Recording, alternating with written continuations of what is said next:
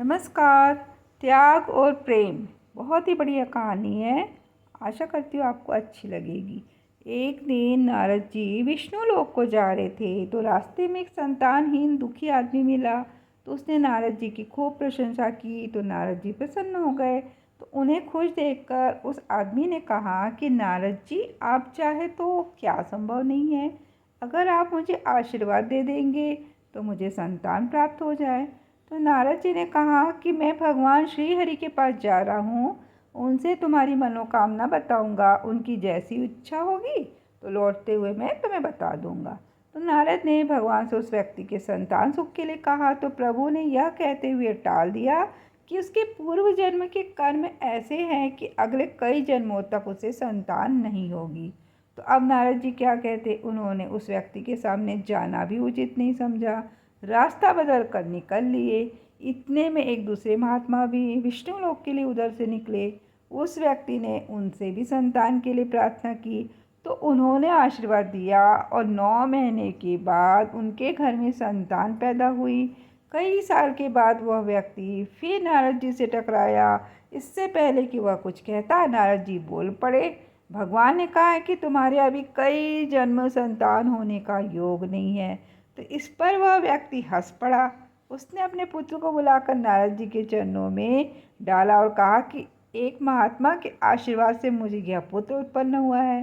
तो नारद जी को श्री हरि भगवान पर बहुत ज़्यादा क्रोध आया कि व्यर्थ ही वह झूठ बोले। यदि मुझे आशीर्वाद देने की आज्ञा दे देते तो मेरी प्रशंसा हो जाती। वह तो किया नहीं, उल्टे मुझे झूठा और उस दूसरे महात्मा से भी छोटा सिद्ध कराया। नारद जी कुपित होते हुए विष्णु लोक में पहुँचे और कटु शब्दों में भगवान से अपने मन की बात कह डाली। तो भगवान ने नारद को सांत्वना दी और कहा कि तुम्हें इसका उत्तर कुछ दिनों के बाद दूंगा। नारद वहीं ठहर गए, बोला उत्तर लेकर ही जाऊंगा। एक दिन भगवान ने कहा कि नारद, लक्ष्मी बीमार है तो उनकी दवा के लिए किसी भक्त का कलेजा चाहिए, तुम जाकर किसी से मांग लाओ। तो नारद लोक घूमते रहे लेकिन लक्ष्मी जी के लिए अपना कलेजा देने वाला नहीं मिला। अंत में उस महात्मा के पास पहुँचे जिसके आशीर्वाद से पुत्र हुआ था। उसने भगवान की आवश्यकता सुनते ही तुरंत अपना कलेजा निकाल कर दे दिया। उनकी मृत्यु हो गई वो महात्मा जी की। नारद ने उनका कलेजा ले जाकर भगवान श्री हरि के सामने रख दिया। तो भगवान श्री हरि कहते कि नारद, यही तुम्हारे प्रश्न का उत्तर है। जो भक्त मेरे लिए कलेजा दे सकता है उसके लिए मैं भी अपना विधान बदल सकता हूँ। तुम्हारी अपेक्षा उसे मैंने संतान के वरदान का श्रेय क्यों लेने दिया, इसका कारण समझो। जब कलेजे की जरूरत हुई तब तुमने अपना कलेजा निकाल कर नहीं दिया। तुम भी तो भक्त थे, तुम चाहे तो तुम भी दे सकते थे। तुम दूसरों से मांगते फिरे और उस महात्मा ने बिना आगा पीछा सोचे तुरंत अपना कलेजा दे दिया।